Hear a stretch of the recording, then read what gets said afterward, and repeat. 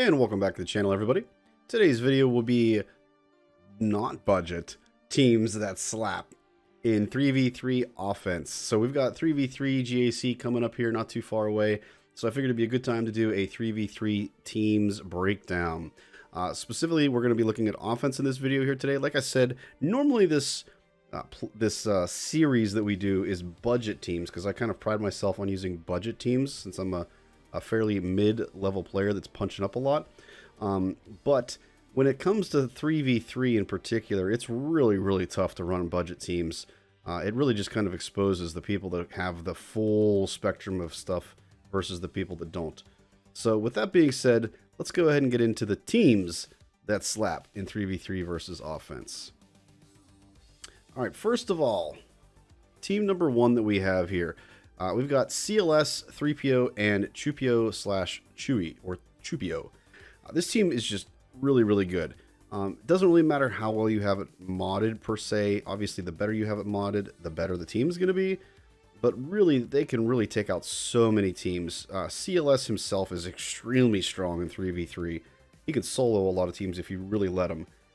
But when you have the exposes from C3PO, plus the fact that everyone gets the bonus stats from CLS because of Chupio here, it really becomes a really strong team that can really take out pretty much anybody.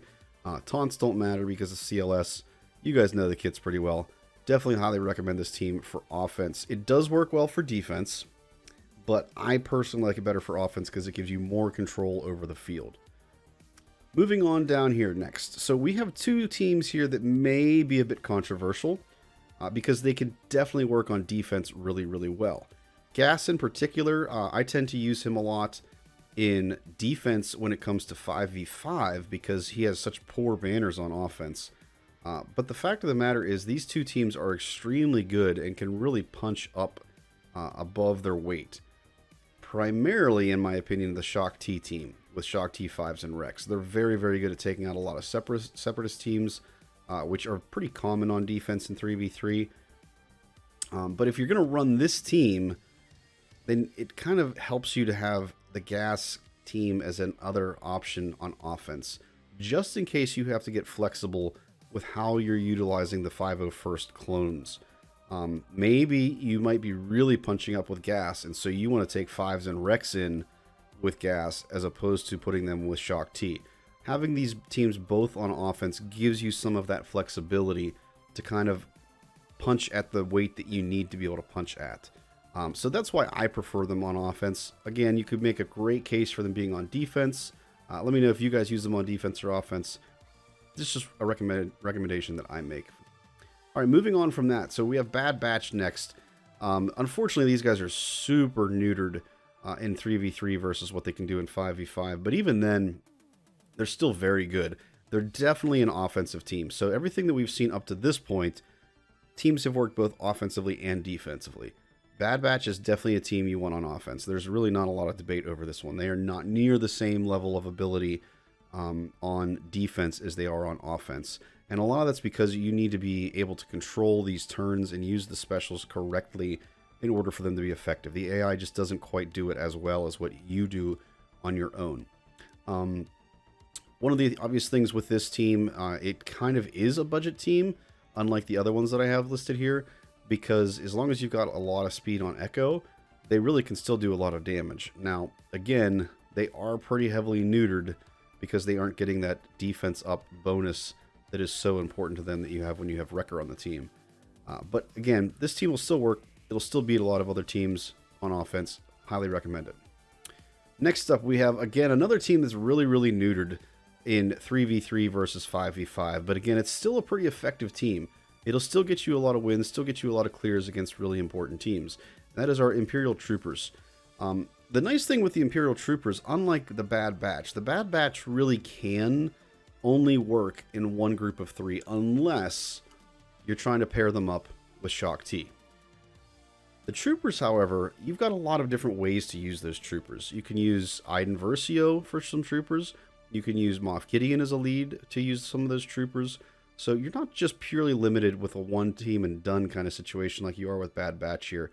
But in my opinion, this is the best Trooper team that we have. primarily because you continue to get that turn meter loop from Veers. Piet is extremely fast and gets the team rolling, and Dark Trooper is going to one-shot people pretty easily.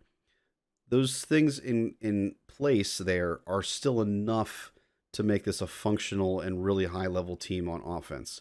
Again, not near the same strength that they are in 5v5, but still a pretty good team and can still punch up a good bit for what they are. Next up, we have Geos. Anytime you've got a ally being called in the ally spot, you're going to have a stronger team. I don't prefer these guys on defense, mostly because Vader will just eat them up. They're way too vulnerable on defense, in my opinion. It's in a pure Geo lineup. Now, if you're using Brute Alpha with another group of characters to try to make a really strong, like, Separatist team, for instance, that's a little bit different. That might not be a bad defensive team. But Geos, as they are purely by themselves, definitely not defensive. Definitely want to keep these guys on offense. I personally prefer Geo's Soldier in this team, because then you can use Sunfac as a tank somewhere else, and then you can also use Poggle as a leader if you need to for a Separatist team. But you certainly could put any of those guys in here. Sunfac sometimes can be used to dispel taunts, and that can help a lot. Just my preference, though. I usually put Soldier in to kind of feed the turn meter, and then, like I said, it gives you some defensive flexibility with the other two characters that you have. Next up, we've got Jedi. We've got lots and lots and lots of Jedi because they're great on offense, and they are so good at controlling the battlefield. Jedi Knight Revan, Yoda, and Jolee is kind of a pretty common team. You could sub in, for instance, Mace Windu instead of Jolee if you wanted to. These teams, obviously, I should preface this, guys. These teams are all based on not using GLs. Okay, you will not see any GL teams in these lists. You can use your GLs however you want to. You can sub some of these characters in. That's kind of why I mentioned about Jolee. You could sub in Mace Windu if you wanted to, and then move Jolee over under a JML lead if you really wanted to. But assuming we don't have any GLs, and we're just going at this purely from a non-GL standpoint, this is a team that works really well. This is really a great Grievous counter if you see Grievous on defense. It can be used against a lot of other teams as well, because they're just so good at ignoring taunts and focusing down the most important character on the opposing defense, and then taking them out real quick. And if you have any problems, Jolee will bring everybody back. So it's a great team. Continuing the Jedi discussion here, we've got Jedi Knight Luke. Now, this is a team where I have 3 people, but you don't really need all 3 people. If you're going against the First Order, for instance, a lot of times you can get away with just Jedi Knight Luke. At maximum, really, all you would need is Hermit Yoda. You certainly do not need Obi-Wan Kenobi. Now, if you're taking on an exceptionally difficult situation, then you might want to take in Obi-Wan or Old Ben just to help out and give you guys a little bit better of a shot. But generally speaking, you don't even need Old Ben. This is such a good team on offense. It's really, really capable of punching up and soloing, if not getting really high banners. Next up, we have the Resistance team. Now, you'll notice I've got 5 people here. That's because there's kind of 2 different teams here, and you can kind of mix and match it as you would like. The key consistent thing here is that you've got Rey, Jedi Training Rey, as the lead. Then you've got 2 choices. You can either run the handbag boys here under her, if you have them really strong and pretty fast, in particular, Hero Finn. If you have them really well modded and Hero Finn is super fast, this team can just wallop people on offense. On the flip side, if they aren't super great, like mine aren't super great, so a lot of times I will opt to use the R2 and BB-8 team instead.